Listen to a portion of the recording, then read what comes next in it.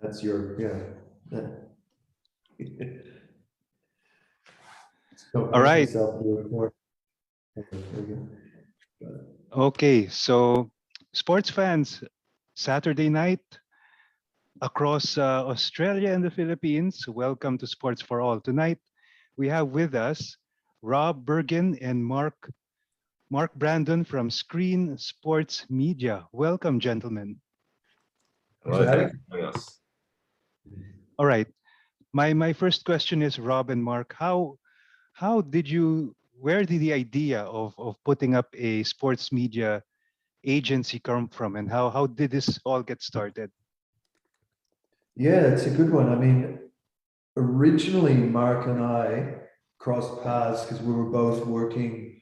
There's a very progressive publisher here called Basketball Forever. It's a social first publication, naturally covering basketball, and it's a local success story. The guys, live 10 k's away from where I live here on the northern beaches in Sydney, and originally I was put in contact with those guys through a mutual business contact.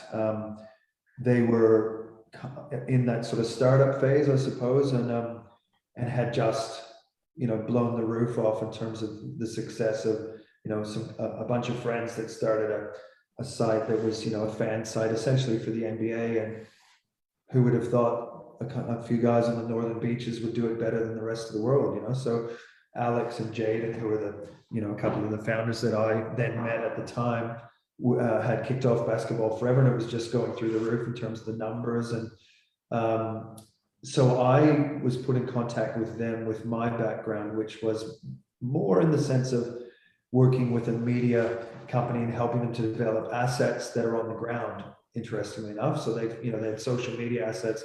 My background was in traditional publishing with magazines and events and web and social, but was to look at how they were, what they were doing and how they could extend that beyond social.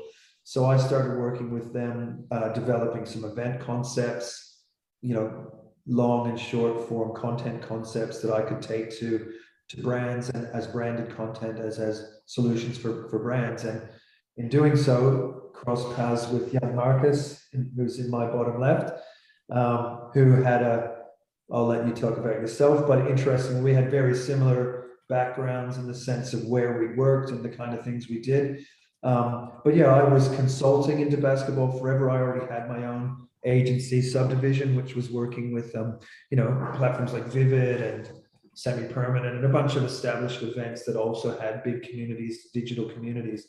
And so started working and was sitting next, shoulder to shoulder with Marcus. And it was nice to sort of, look forward to going into work. We hit it off, I think, right from the beginning, and it made work fun. And then, we were working in that capacity. And then I was doing other things that, were sort of synergistic to, Basketball Forever and other sports and other events and the like. And I mean, cutting to the chase, what was it? Maybe a year after working together, the pandemic hit. Mark was doing, we were working from home and hustling to make things happen, I suppose. And Mark stopped working at Basketball Forever, and I was doing this other stuff on the side. And we'd become friends over the year of working together, and we're seeing each other socially. And over that, I was like, you know what? I'm doing this stuff and you're doing this stuff. Why don't we try to get something happening together? So over the, maybe 3 or 4 months of getting together once every couple of weeks and shooting the shit, basically, we, came up with one idea and then pivoted to another and another and another. And it was that kind of perfect storm of, meanwhile, while the world felt like it was disintegrating, there was this huge, big opportunity for a couple of guys like us to reach out to some of these platforms and do what we were doing for Basketball Forever, and say, hey, this is what we do in basketball, but let's see if we can do it for soccer or mixed martial arts or gaming or whatever, which is essentially a sales agency. And so, we can get into more detail about what we do, but that's how it started. Mark and I it was interesting. We'd worked together first, became quite good friends. I like to say I'm probably Mark's best friend. He might say he's got other friends that are better, but that would be offensive to me. But yeah, we enjoy working together. We have a great time. We hassle each other 24/7 weekends with ideas and stuff, and it's just lots of fun. And I guess the pandemic has been great because it's presented all these amazing opportunities for us. And we've worked, I guess, about 12 months quietly, putting together the pieces of everything, and we've had some really exciting wins over the last month or so, which we're going to start announcing over the next few weeks.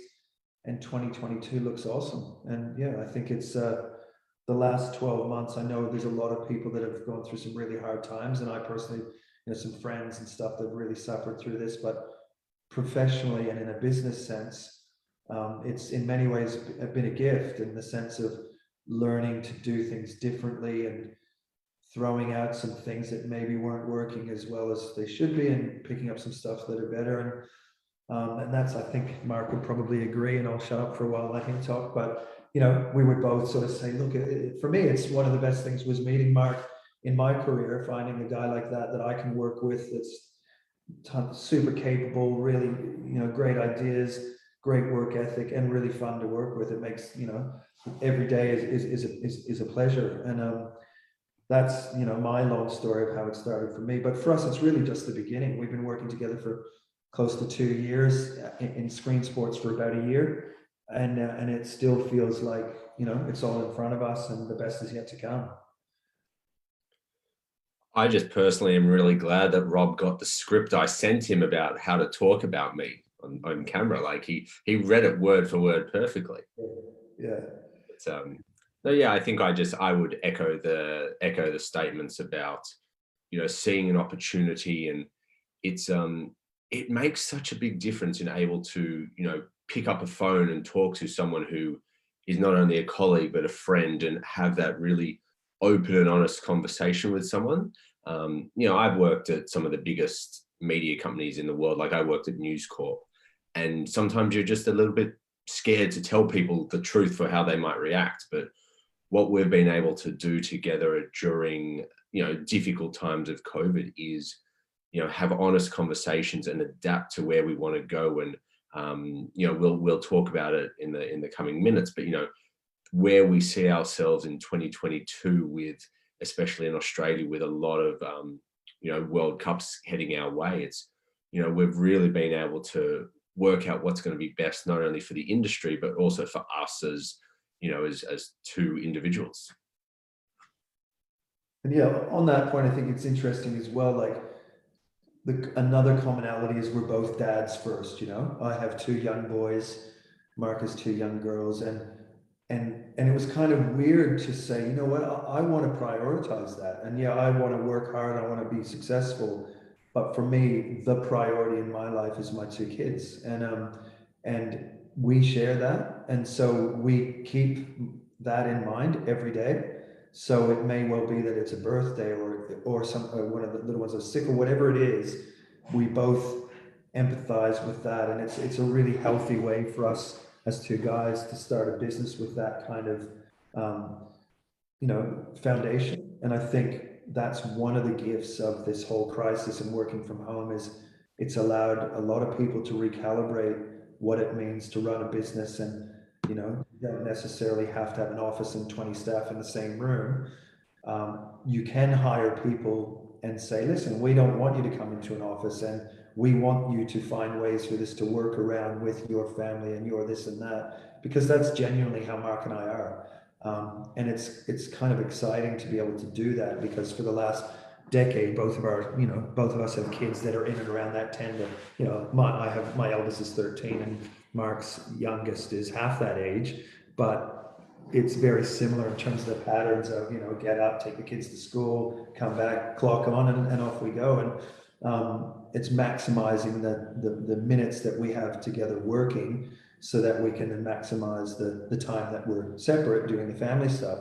And it's kind of nice to see over the last 20 years of my career how different today is than 20 years ago, and what is seen as very common, even doing meetings like this that you can do in your lounge room rather than running around town in cabs and the like. So yeah, that's also kind of fundamental to the way we want to do things and the way we've picked up um, platforms and properties is people that understand that's the culture of what we're building. And it's, again, that's kind of, yeah, interesting because we're also, bringing our kids into this. And I, had this amazing moment that I shared with Mark where my 13-year-old, like what we do is find amazing sports platforms. We knock on their front door and say, hey, why don't we look after your sales for you and see if we can build a presence for you on the ground in Australia, sports mad audiences. And, we're the guys that can do that and the people we have working for us can. And the other day, my 13-year-old sent me an email. He contacted an influencer in the UK who had 2 million followers and said, hey, how'd you like to come? And I was, he's basically reached out and got us a new client. And I'm like, it's my 13-year-old son. How cool is that? So, that's the kind of stuff that makes every day really awesome. And I can't, and it's funny, we finish every Friday night at 7 together and sort of look back on how the week has been. And it always ends with a wow, it may have started shitty on Monday morning, which it did this week, but it finished with a smile on Friday. And you can't complain if that's the way it is. Yep. Guys, please correct me if I'm wrong, but the majority of your journey so far as Screen Sports Media has been during this pandemic, right or wrong? 100% of it has been, yeah. Okay. So how challenging was it to start a business during pandemic and the ins and outs and the circumvention around the pandemic in terms of coming from the sports marketing perspective and the sports media lens? Down to you, Marcus. Yeah, it's been a real funny one trying to get the business off the ground successfully during COVID, because unfortunately a lot of potential clients, clients who will spend active money, have withheld money because of COVID. A lot of our companies are having stock issues. Australia might be a very predominant country, but getting stuff here is hard because we're in the middle of nowhere.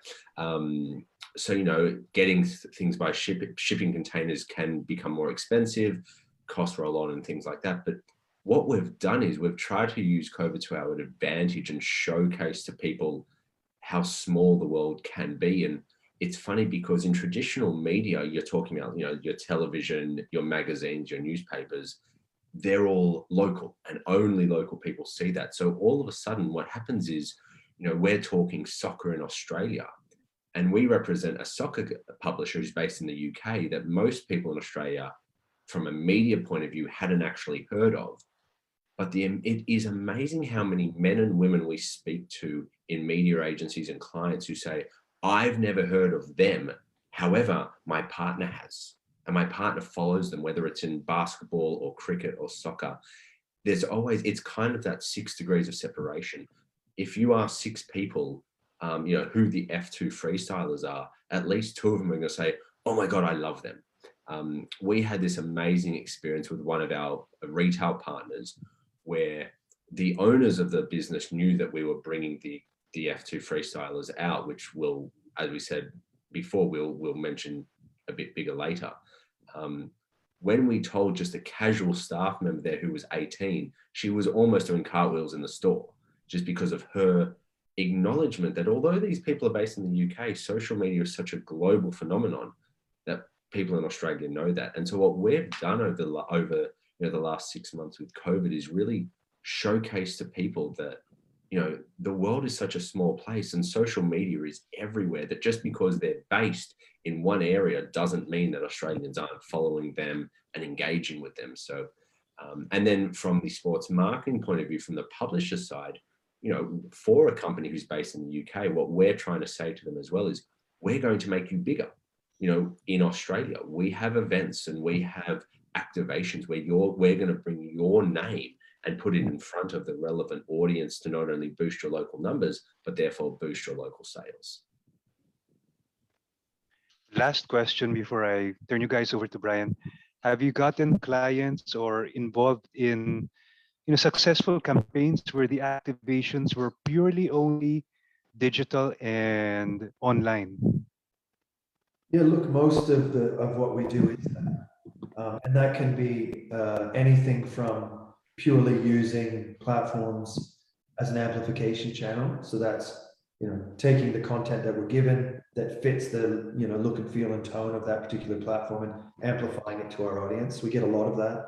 But what we're mainly tapped for is tapping into the creatives behind those platforms and having them create content. Again, purely social or digital, but custom created for that platform, for that brand.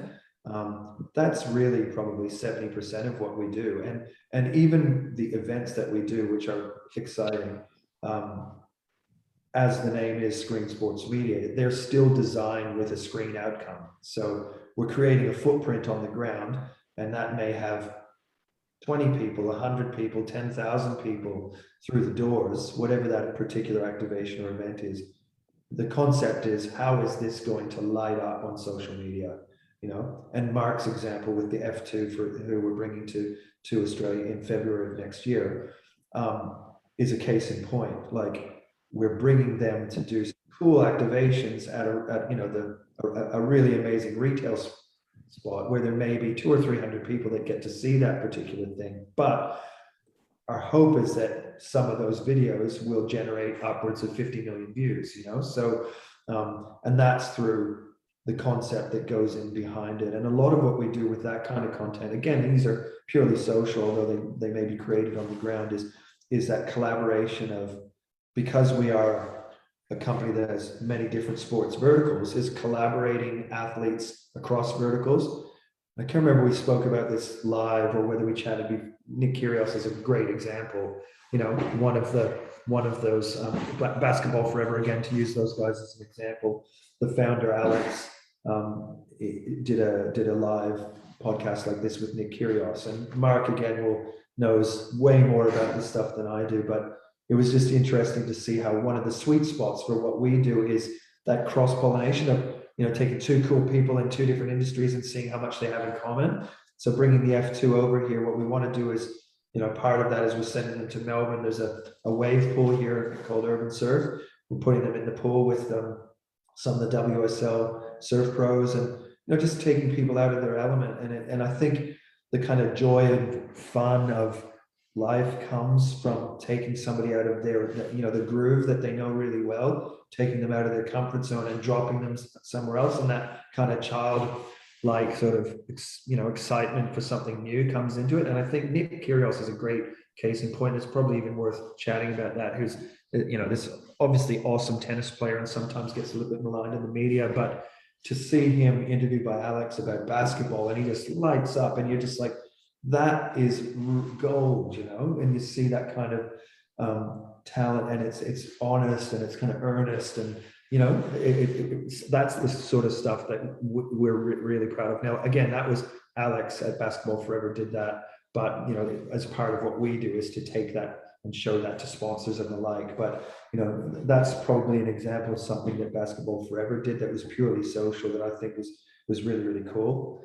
What would you say, Mark? What are some other ones that you think? Oh, I think that one was probably the best. But yeah, we've done a lot of work with gambling brands, movie houses, where it's a pure social play, where it's how can we amplify a message for a specific sporting event or for a movie release and things like that. So yeah, there's a lot of different ways we've worked with clients in the past, and if we had to give all the examples, we would never get off the call. It would be that long. But yeah, no, it's been a lot of fun. I think the thing that's relevant in terms of what we do, because with the exception of Basketball Forever, which is a local platform, and that's probably the only local platform in the sense of Australia. It's the only platform we represent that had offices in Australia. Everybody else is, India, the UK, Europe, the States, Canada, etc. And what we do is we're, a door for them here. But rather than just selling the social side of things, we let them know that they're not in a vacuum here. There's some media platforms here that they would never have heard of, like say Sports Illustrated, who we work with, has competitors here that they would never have heard of, but they're very credible because they're super local. So, and a lot of this is about relationships. So if you don't have a footprint on the ground with events and activations and that, then you're missing out. And so part of what we do is to really try to localize the platforms that we work with and do things on the ground, whether that's working with events that are here and bringing them on as media partners, or creating activations or events for those publishers that make them feel a lot more local. That's kind of, we typically spend 2 to 3 months doing that before we even try to sell space or sponsorship or anything. We try to really address that first, and put a strategy together, which I guess if you're a publisher in India or a publisher in the UK and you think there's a company over in Australia that's plugging you in locally, that's pretty exciting. That's the kind of effort that we go to. There's no necessarily short-term return for us to do that, but the long-term benefits of doing that up front means that when we then go knocking on doors and sell sponsorship, they're like, oh, I've never heard of them, but we can have local cases and stuff. But yeah, so typically every platform that we work with is social, digital first, but every one of the verticals we have will have some kind of real world event or activation as a pinnacle to what they do every year. It'll be an annual event, and that could be a consumer facing festival, or it might be a conference or an awards or whatever, but it's a pinnacle kind of tentpole moment for that publisher in Australia that we then magnetize the community around. Brands can come into it, but then again, we broadcast that content back through the channel. It's geo-targeted back to Australia, or it's allowed to go global. But that's kind of what we do in a nutshell. All right. And okay, I'm going to get myself some popcorn and watch Brian and Mark go back and forth. All right, Brian, your turn. It's still too early to talk about those things. I want to talk about the business first. Anyway, I just wanted to ask. I mean, I'm very curious because you said that you have a couple of deals with. I don't know if what Vince said. You're already talking with some leagues here. I mean, basketball is a given. It's very popular here in the Philippines, and there are a lot of leagues who are getting up, and they could use your help. Okay. So my question is, could you give us an idea how you would help these leagues give that push they needed to have those followers? Well, look, I think a good way to sort of answer that, and Mark will have answers for this as well, but what we, is to give you an example of what we do here. Okay, so one of the most exciting things we're working on currently is with a basketball festival called Summer Jam. Traditionally, it was called Paran Summer Jam. Forgive me, I'm a Canadian and I always make that sound stupid. But Mark, is that how I say it? Yes, you do always sound stupid, but I don't know if that was the question. Something like that. I call it Summer Jam just because I try not to look stupid as much as I can. Interestingly, Paran or something like that. Is a local suburb in Melbourne, and it is the heartland of streetball in Australia. And the guys Damon and Eamon who run Summer Jam have done so for 10 years, and they do it better than most globally, right? It's an amazing event, and we're really fortunate to get to work with those guys and represent them.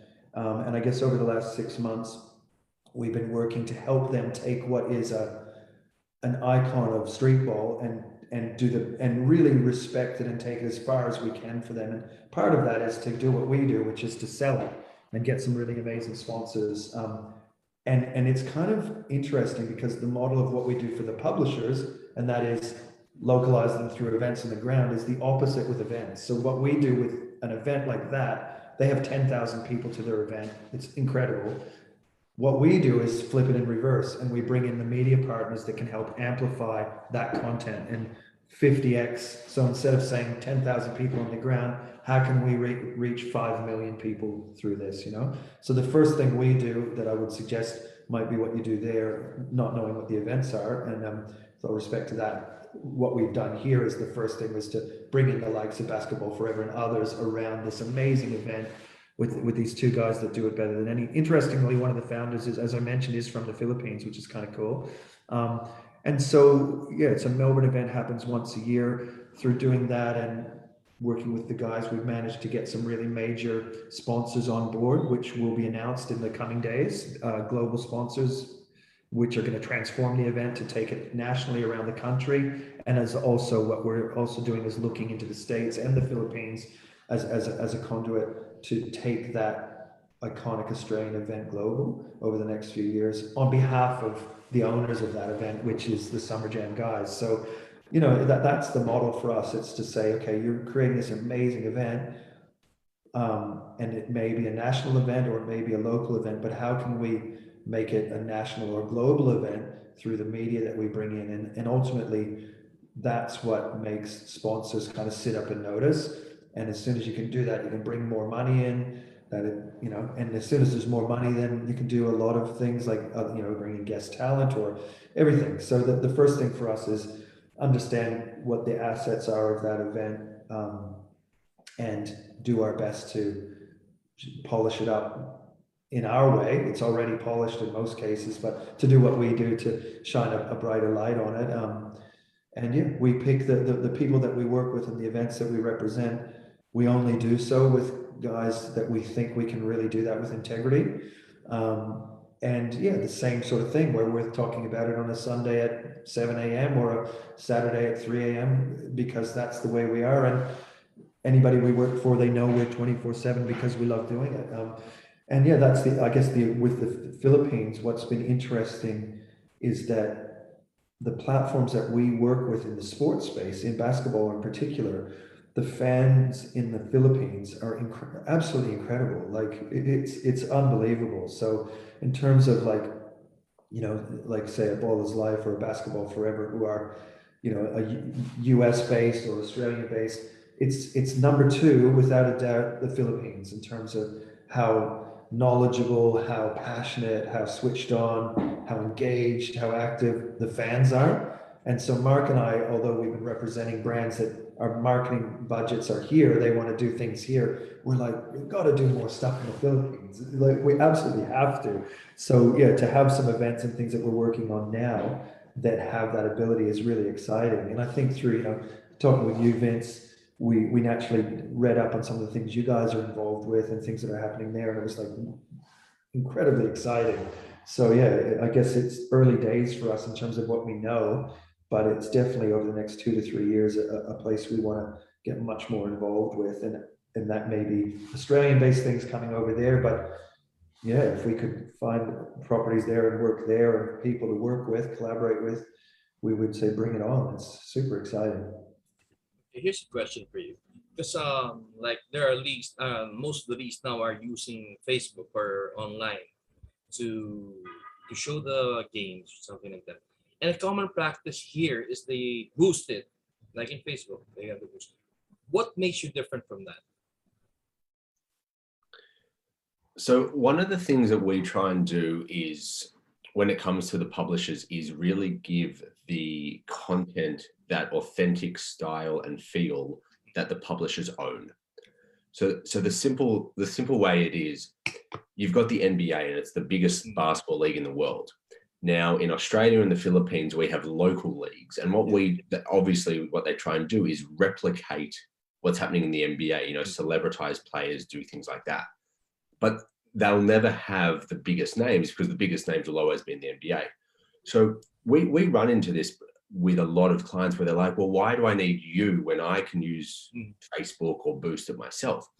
But it comes back to, some of our publishers have, 3 million Instagram followers, 10 million Instagram followers, and they follow for a reason. It's the style and the culture around that publication and why people read that.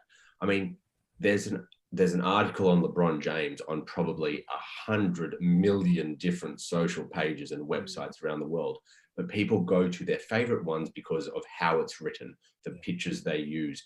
So that's what we bring to that. So again, we're working with a client in Australia to launch the local NBL season, and they do a lot themselves, but they've given us budget to give to a publisher because of the uniqueness of the way the audience engages with us.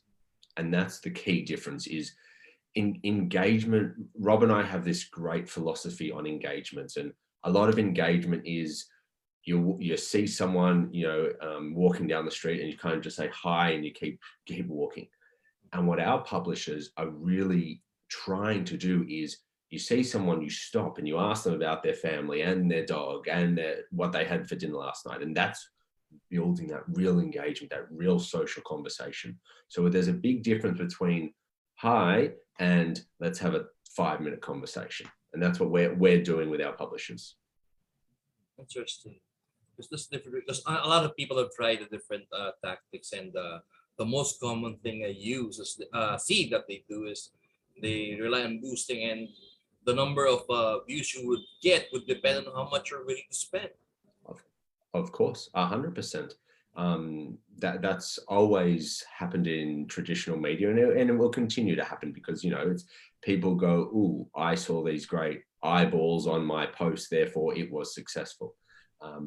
And there's many different ways to measure success. It's just depends on which way people do it. Like in Australia right now, there's a major Netflix campaign where it's relying on a lot of PR. So everything is different, but the other thing that we do really well is when we work with our publishers, we know what works. Like again, we can say when we're talking about the NBA, there's probably 20 or so players that that if you do a content piece on that player, it's going to get big numbers. But as much as people love Kristaps Porzingis, he's not lighting up the social commentary. So. Yes.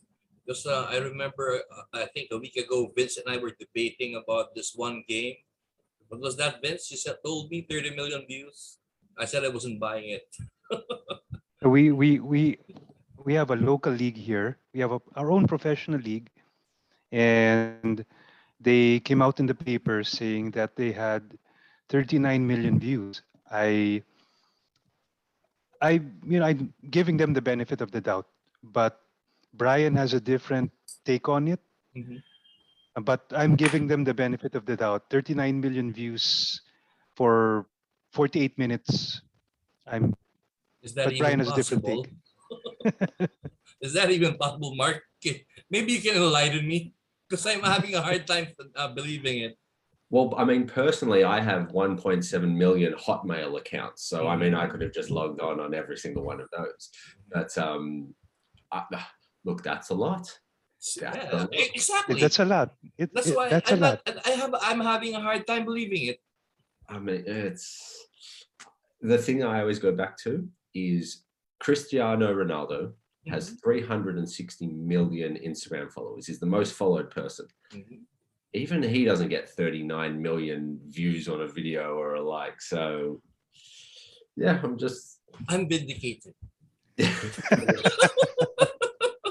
At least I have Mark believing me. I told you, Vince. I said I'm not gonna buy it. I'm giving them the benefit of the doubt, and I'm a bit of a hotspot here because I actually work with them, Brian. So I didn't mention any names. no, I'm not gonna mention any names. But Rob, Mark, I work with them, so I'm not mentioning any names. And I flipped my whole statement. Whatever I said was a lie. That's all. That's fine. That's fine, Mark. That's okay. Yeah. I No was- harm done, I hope. one real quick thing just on that. The way to boost numbers is to boost shareability. So one page getting 39 million views is almost impossible in a 1 hour live feed. But if that live feed is so engaging that it can be shared by hundreds of people. So as an example, the Basketball Forever team do a marvelous job of the NBA Finals winner graphic. Like they plan this graphic for months in advance, trying to work out who's going to win and what the strategy around it will be. One year, I think it was when Toronto beat Golden State, they had something like 160,000 shares on an image. Now, if you think that doesn't mean that one image was on one page. That image has been on 160,000 publications around the world. how many people are seeing all that? So the 39 million on one page is all but impossible. But for all we know, that one view, that one broadcast could have been seen on 10,000 different pages. Do you like how I spun that? Well done, Mark. I'll stick Couldn't to have the done it original. better. Well done. I'll stick to the original. Anyway, Vince, back to you. All right. I wanna get your thoughts, Mark, because just to get into Kyrie Irving right away. He was born in Australia, right? He was born in Australia. Yep. I think please correct me if I'm wrong. Was there a choice whether he should play for the US or Australia? He did have a choice because he was born here, and I think his family moved back to America when he was like 3 or 4, so he's quite young. And yeah, because of his birth certificate, he could have played for Australia. But it's funny, I'm a very diehard Australian fan. Like, I love any movie that has an Australian actor in it, any sport, any team that has an Australian in it.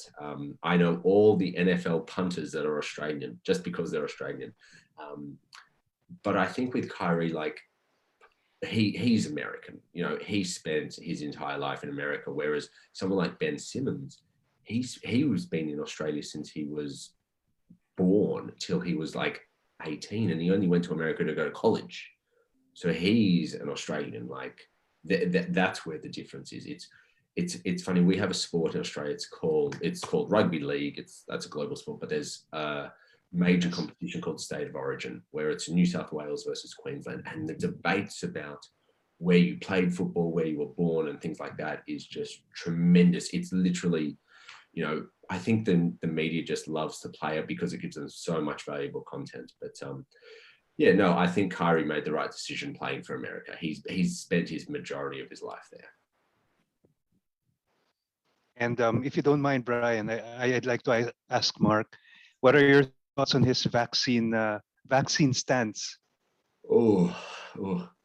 I have no problem with him choosing the way he does it. Vaccine isn't for everyone. I mean, I'm fully vaccinated. I encourage people to get that, but that's my opinion. Where I struggle with Kyrie is you have to protect others. And what they're trying, and it's not only protecting others by just getting vaccine, but the world has been going through, 2 years of borderline hell and struggles. And having the NBA and having major American sports is such a pleasure for everyone. So what they're trying to do with all these mandates is to keep people safe, which affects the entire world, because that means the sport can continue and people get that happiness from their living room. So Kyrie has every right to say, no, I don't want to get vaccinated and I'm going to stand up for people without a voice, which is fine. But then he has to accept that, no, the league has made a decision in the best interest of the majority, and you have to sit out. And I applaud the Brooklyn Nets for saying, look, we're not going to let you play half the games. You just sit out and we'll deal with it then.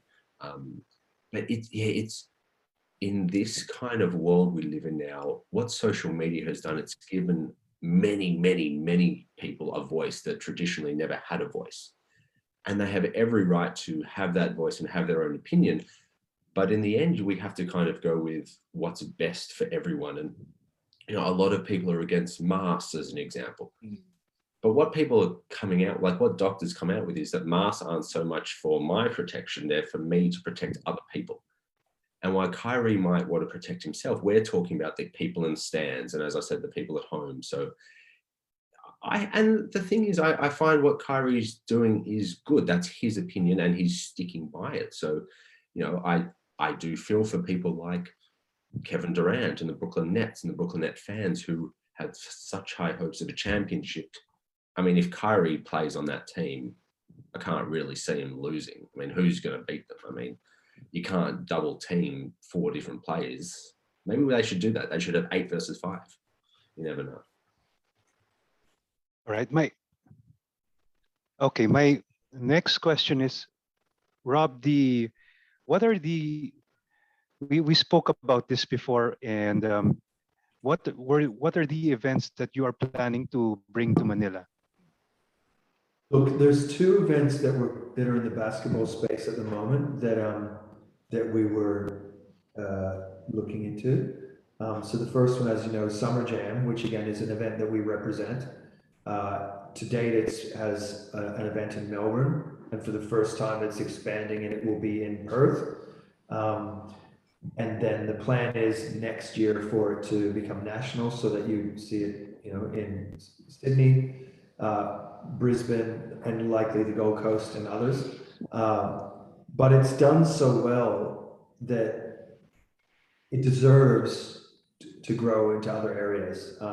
And the kind of knee-jerk thought originally on our behalf, mainly because of the sponsors that are involved and where they're situated, and I guess what benefits they bring in the countries they kind of come from, was to go to the States, you know, and the guys that run the event and we have some great contacts, you know, in say California, where the event could grow. So we've really, you know, we're constantly trying to get more and more revenue for the event locally, which, you know, we've done really well. And now it's okay, what's the next horizon, you know? So the original thought was the States. So we started, you know, looking into that as a 2023 option. And then, you know, we're constantly running, again, I keep going back to Basketball Forever. We do a lot with them.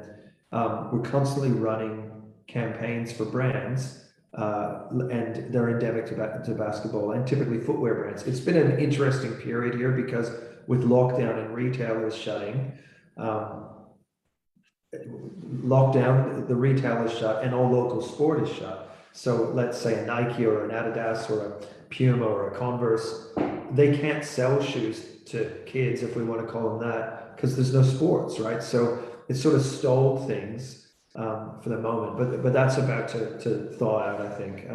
But what we found is whenever we were doing campaigns, and we still were doing so during the last 4 months, is every time we would run a campaign that required an entry, so rather than just liking and that sort of stuff, that's almost like a vanity metric is what we call them, where we needed an entry and a game of skill or somebody to put in a creative input. It was overwhelmingly the Philippines that the answers were coming from. It's incredible.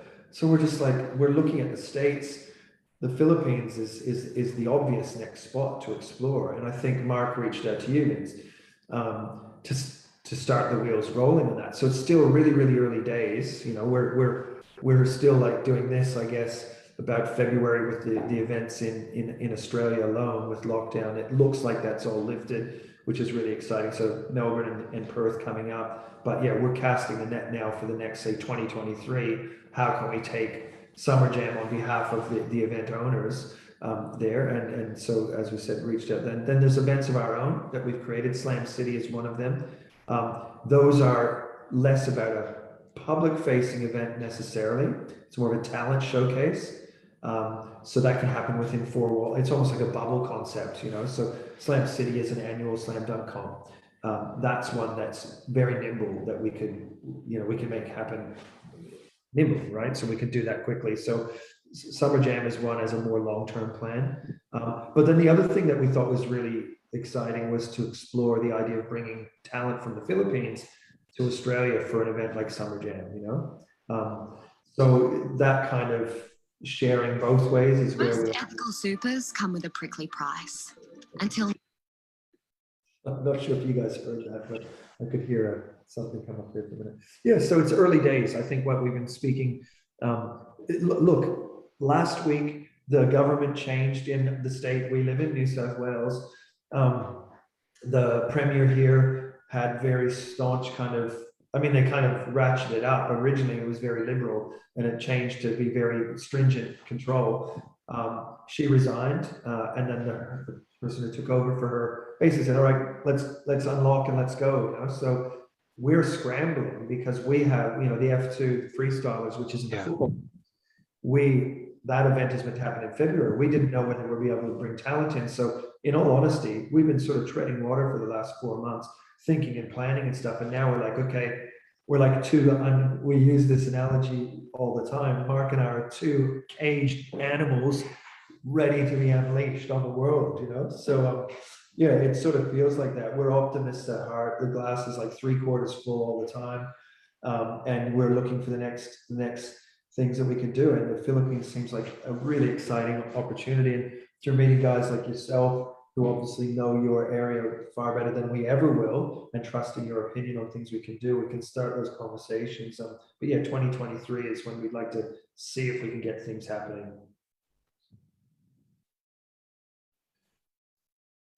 Well, I can say vice versa as well. If the Philippines plans to do or send a team in Australia, you guys know your market way more than we do. So I think it's vice versa.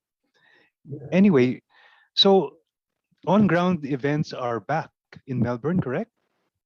Yeah, look, it's Wow. look, it's only just starting, but it's quite incredible how it's literally.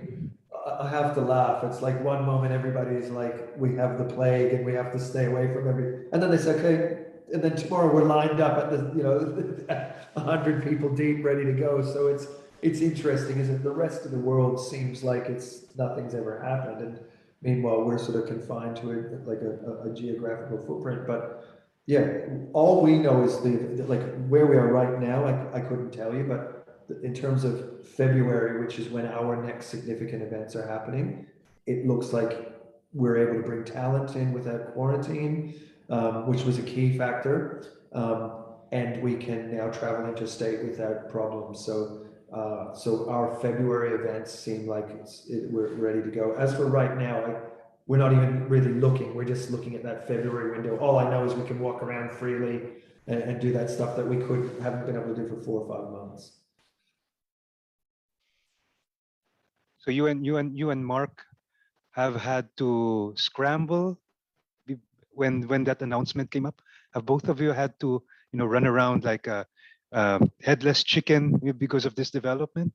Airless chickens is probably It's a real funny one, because like as Rob said, like even as of 4 weeks ago, we didn't know what we could and could not do in the start of the new year.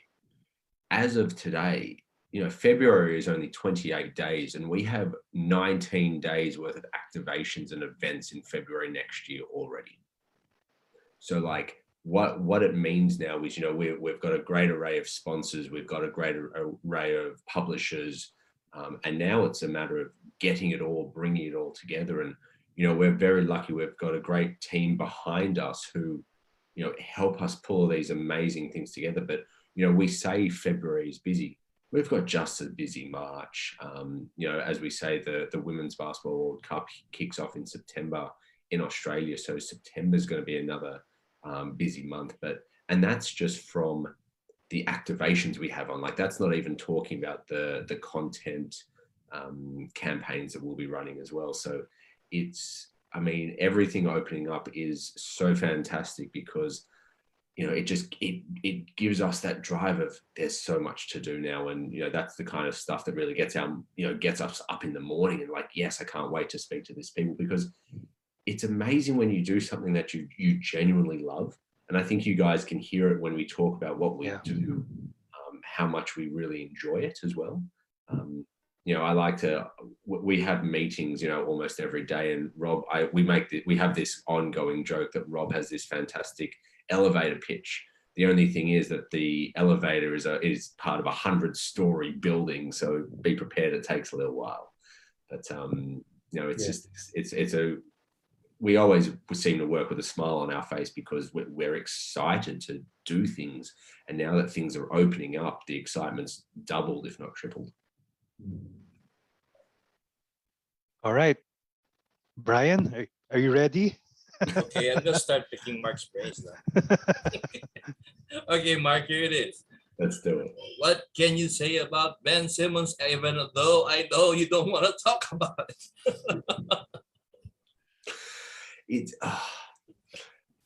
I will go on record to say I loved Ben Simmons. I thought he came into the league and he hit it really hard. You could see he was trying. And then there's a lot of social commentators who say he's been in the league now for, I think it's 4 years, and he's an all-star, and he's almost taken his team to the Eastern Conference Finals.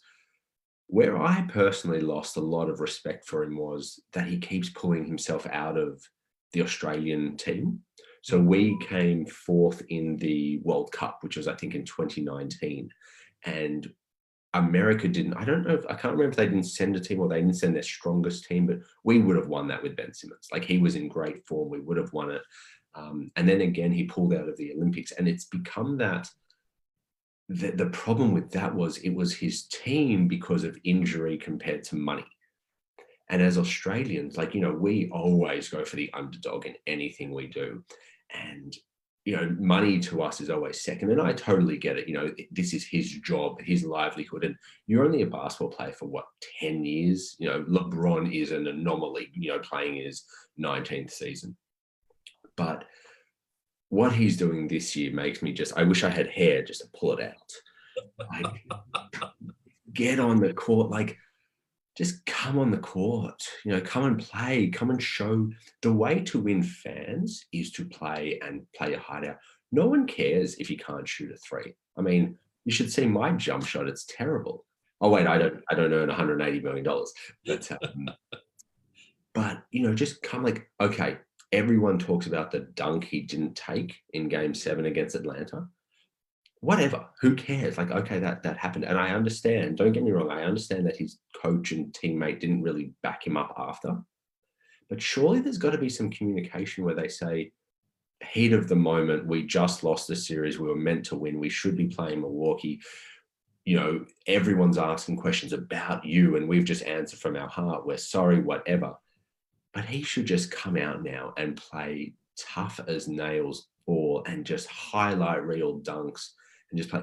I mean, I don't know. The fact that he showed up to training with his phone in his pocket and he didn't, putting your hands all in and going, woo. I mean, that's what you're meant to do as a teammate. So, but yeah. So are you buying that he has a back injury and he has an alleged mental state problem? That's the latest excuses giving right now. He's not mentally ready to play. Oh, well, I mean, you have to believe him, because the stress that he's been under over the last 5 weeks would take his toll on anyone. I mean, he is a phenomenal player, and I believe he will play again this year. Okay. Just whatever you do, don't follow that question with who's he going to play for. I was going to ask that. Anyway, okay, well. Okay, anyway, you mentioned a player earlier. You told me not to talk about Ben Simmons. Let's talk about him. Patty Mills. What do you say about the guy? Patty Mills should be just known as Sir Patty Mills from now on. Everything he's doing for the Indigenous community is fantastic. I mean, he was the Australian flag bearer at the Olympics. Everything he's doing just seems to have that spirit, and as Australians, we call it the fighting spirit. And he's learned his role. He knows what his game is. He's not trying to be someone. He's not. He knows he's there as the sixth man, seventh man. He's there to be a 3-point star. He's just absolutely fantastic. And I think he's worked out both Patty Mills and Joe Ingles.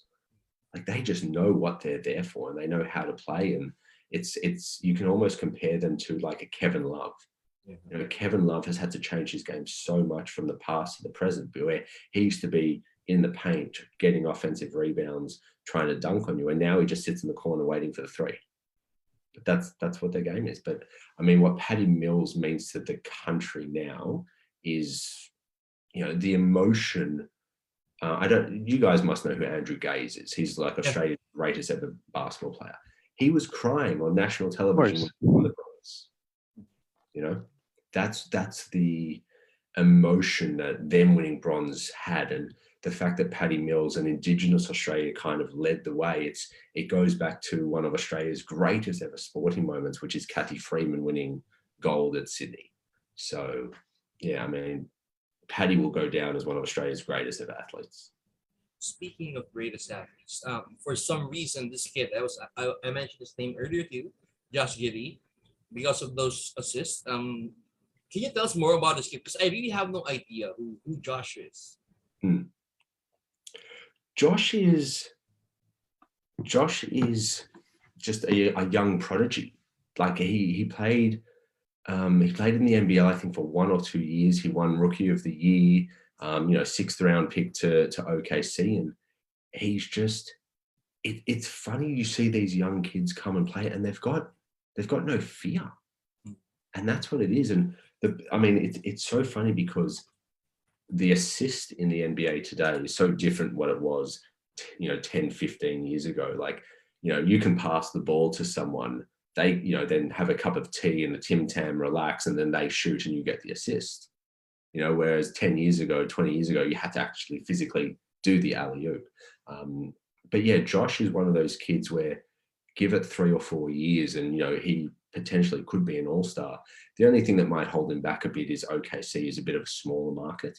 And there's not really any superstars there anymore. And it's funny, most teams these days need 1 or 2 superstars to elevate the entire team and make everyone a household name. Like, we know who he is, but I'm sure a lot of Americans wouldn't at the moment. Okay, speaking of young kids, and we're talking about the NBL, there's this Filipino kid. I'm sure you guys have heard of him, Kai Soto. Yes. Yep. So, what have you heard, or do you have anything to say about the kid? It's funny. We've heard of him only actually through like our work. So with one of the campaigns, we actually are using him as a bit of a, how can we celebritize him and get all of Australian focusing not just on the Australian-born players, but the Filipino players. There's a Chinese player, the New Zealanders as well. So we haven't seen too much about him, but from everything I've read, he's got the potential. A lot of people are using the NBL these days as a stepping stone to go to the NBA. And the greatest case study we have is LaMelo Ball. LaMelo Ball, it's so funny, LaMelo Ball, because, everything that he went through, his father is a loving man who tried to give his son the best opportunity.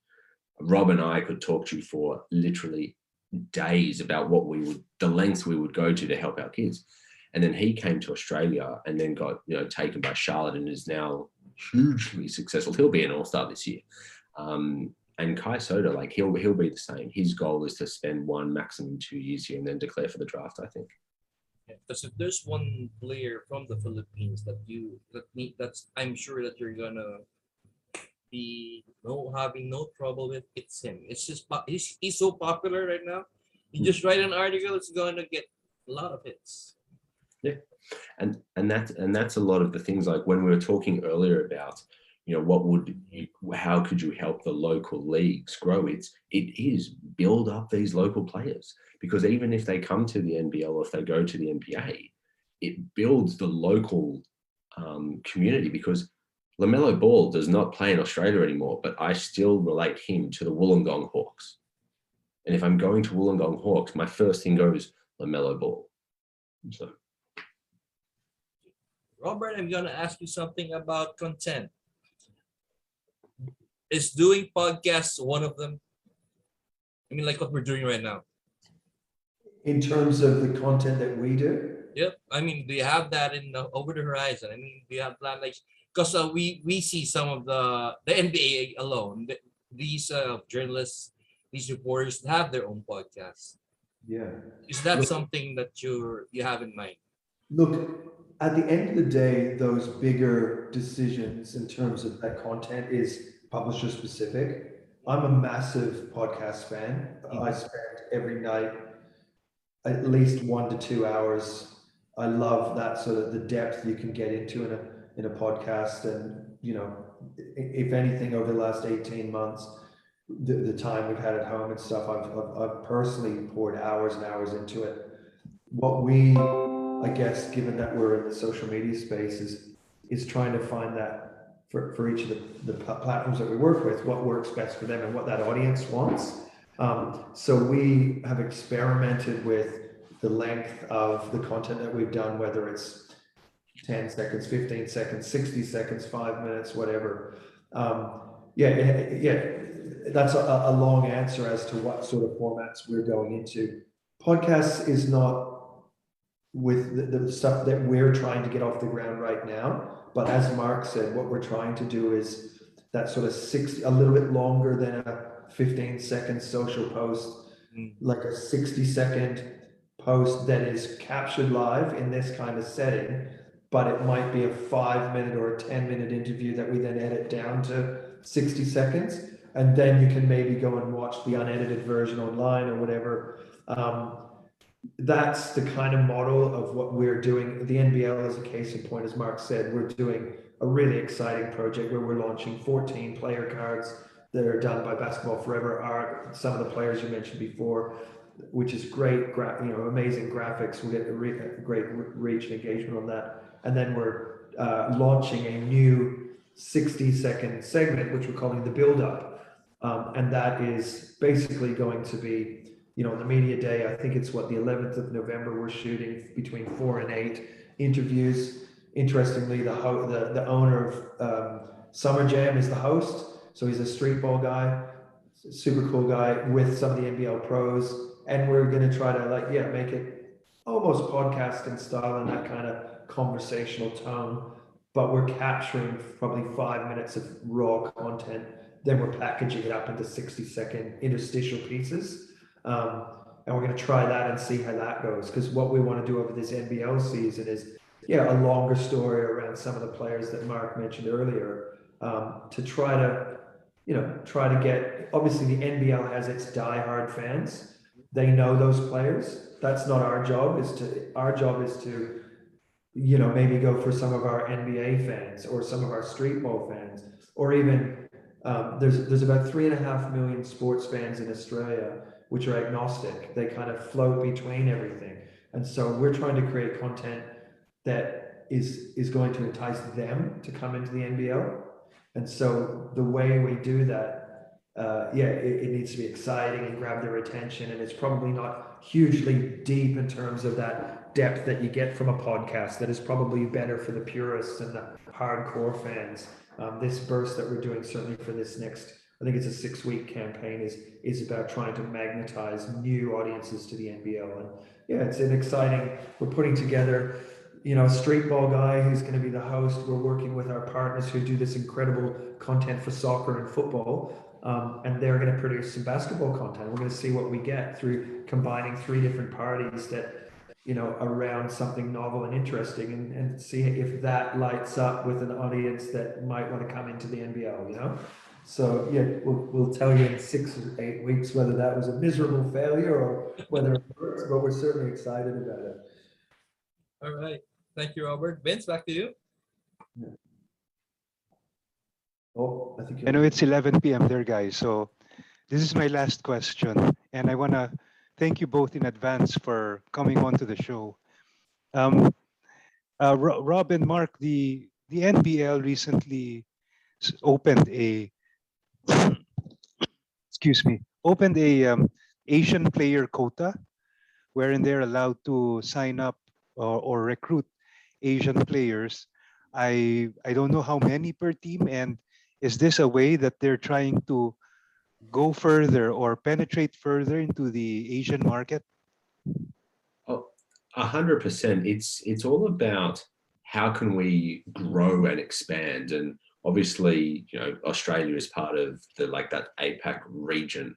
And it goes back to things like, we have it in soccer, in the local soccer league. It's called the marquee player.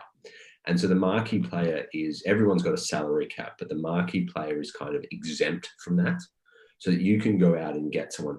I've always thought that the way to build local leagues is to try and get aging superstars to come to your league and bring the crowd in. And the MLS in America do it fantastically. Get David Beckham to come over, Zlatan Ibrahimovic, Wayne Rooney, they all get towards the end of their career and they come to a league and they try and build it up. And I was like, don't get me wrong, LeBron James is still at the top of his game, but he's in year 19. Now imagine if in year 20 he was like, I'm going to go and help Australia, or Paddy Mills and Joe Ingles go, well, I'm almost done. Let's come back to Australia. And then all of a sudden everyone goes, I want to go and see them.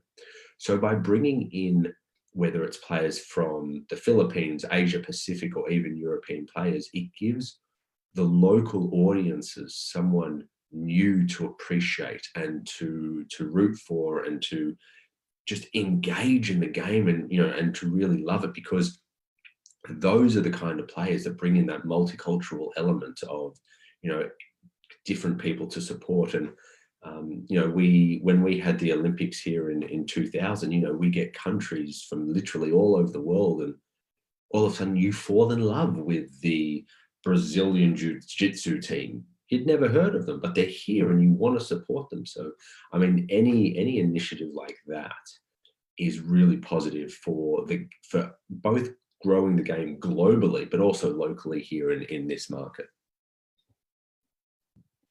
And last question. Rob, related to what I just said, what does that mean content-wise, sports media and sports marketing-wise, to have players outside of Australia competing in the NBL? Yeah, look, I think it just comes down to doing things that get noticed. I think that's what we've done. And we can speak directly to this campaign we're doing with the NBL. What we've done is we've worked again with Basketball Forever on this one and really Mark's driving this, so he's better to tell you about it. But we've essentially picked 10 players and we want to build a story around them. And so if you've got a pool of talent of players that's this big, and there's a couple that come from a different region, naturally that's something exciting and interesting. We can build a narrative around that. And as Mark said, not just hoping that will, say, magnetize Philippines audience, but also to tell that story locally. That's what we're certainly doing at the moment, is trying to find, and in doing so, part of that is also to say, is player A in the NBL our closest version of player A in the NBA, and just try to get some of those stories happening where, again, this particular target is to try to bring new people into the NBL for this campaign. So we're trying to find ways to pique their interest around that, and definitely, the stories that Mark was talking about in terms of multiculturalism and all of that. Look, it is a very multicultural sport. It's actually, our cities are very multicultural, and so bringing those stories in is just the natural way to go, and I think that's what people want to see. Certainly the stories that we want to tell with what we do with our business. And so it's been exciting to have that opportunity with the NBL presenting this brief to us that was like, this is exactly what we want to do. And interestingly, it was also, we had just met with you, I think 3 or 4 weeks prior, and we were talking about players coming from your region over here, and it was really timely, because then meeting with the NBL, we could say, hey, listen, what about this? And presenting some of those players as part of the 10 that we wanted to, showcase by this project. So again, it's a new one. Like we're only just working on it now. And when does it go live, Mark? It goes live on the 24th of November. And one of the things I was going to say, guys, is Kai Soto is actually one of our highlight players. It's good to know. Thank you.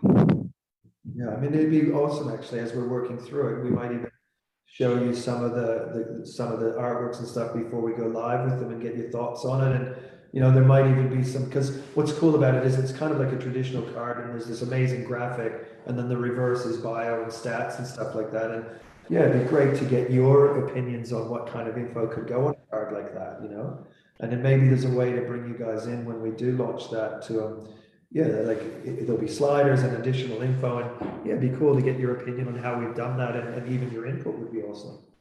That would be great. Yeah. I don't know when we start. At the moment we're working on one of them as the template. Oh, he's flashing. This is the sneak peek of one of the. Nice. You're Very the first to see Very that. nice. Yeah, it's not yet approved, but we're and then this is the reverse side, as Mark mentioned. So we're putting the templates together with KO now. Nice. So as I said, there's actually 14 in the series. 10 are prior to the season launch, our picks of who you should watch. And then when the season goes live, I think it's for the first 2 weeks, we'll be picking one defensive and one offensive player per week and doing cards like that for them. And yeah, we want people to kind of get excited about some personalities, you know? And yeah, and as we mentioned, there'll also be some video content around these types of players as well, which is new. And yeah, it's an exciting project. All right. Well, gentlemen, I'll give you this few minutes to final words for our viewers. I'll start with you, Rob. Oh no, I talk too much. You need to cap me at 60 seconds. Look, again, I'd just be sort of circling back. It's kind of like even a public opportunity to pat Mark on the back and say like this last 12 months of the two of us sort of we were working together and loving what we were doing with Basketball Forever. We still continue to work with them. They're one of our most important and closest / dearest clients, and it was a great forum for us to meet and sort of then find this opportunity later. And it's an exciting time for us where 12 months ago, we sat down and said, okay, well, where would we like to be in a year? And where would we like to be in 3 years, like everybody does? And it's like, holy shit, well, we made it to those points already. And now I guess the horizons for where we think we can go are far bigger than what we thought. And that's a really fun process to do with a close friend that we also share, these business visions. And yeah, we're about to kind of come above the radar with some projects we've been working on. Like you saw a sneak peek at one of them there. There's some other ones that we haven't really even announced yet. But yeah, it's an exciting time next year for us. And I think it's been a really rewarding 12 months working together to kind of, it's the first relationship I've ever had in private life and in professional life where you can sincerely say, I don't like that, I do like that, and we get a better outcome because of that transparent honesty. And it's been crucial for what we do together. And I guess we've zigged and zagged like everybody around the world to get to this point, but I'm super excited to the projects that we've got coming up and the sort of 2 to 3 years ahead. And yeah, I guess publicly wanted to say to you, my friend Marcus, thanks for the last year and looking forward to this next chapter. Mark? I just need to add that Rob is terrible at reading. That's not what I wrote at all. I mean, I gave him a script to read, went off script, and I don't appreciate that. But no, it's been a fantastic, last 6 months especially. And, we're so excited. We're, as we've kind of spoken about, we have some major events coming to Australia in both women's soccer and women's basketball. But just from a business point of view, the creative genius that is Rob, he has created 3 or 4 major events that, fingers crossed, we're having another conversation in 3 years, and we're like, and you're asking us the questions of, wow, look at Slam City, you've got it in Australia and the Philippines and the US and Canada, because we're building something that, as I kind of mentioned before, social media is such a global beast that building an on-ground presence in the middle of Canada, even though we're based in Australia, is not as difficult as it was 30 years ago. And I think I keep saying Canada because, secretly I'm trying to organize that work trip to Canada so Rob can see, the rest of his family, but we can write it off as a tax expense. That's how we roll. But, we're talking with publishers about, Super Bowl parties and the biggest events that happen in Australia over the next 12 or 24 months. I guarantee you we're going to be a part of it. And it's a really exciting time. So, it's been so great to chat with you guys, and, we'll gladly do this again in another 6 months and give you more updates, and we'll go from there. It's going to be a very exciting 2022. Can't wait to get there. We're looking forward to it. And Brian? Well, funny thing, Mark asked, I was gonna say I want to pick your brain some more, so let's talk again.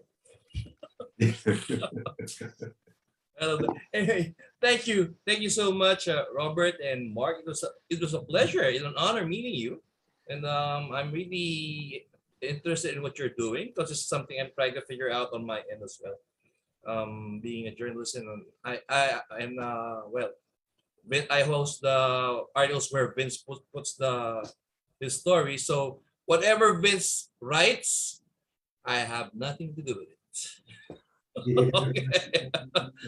I Well, just- we look Yeah. forward to having a drink with you guys when we're in the oh yeah. Philippines. Oh, definitely. I would love that. I would love that for sure. Brilliant. Thank you. Thank you so much. We'll take you up on that offer. Sounds wonderful. All right. And thank you, Rob. Thank you, Mark. And that's it for tonight, guys. So long, everyone. Thank you. Thank you, Robert. Thank you. Good night. Good night, Rob. Good night, Mark. Good night, guys. Thank you.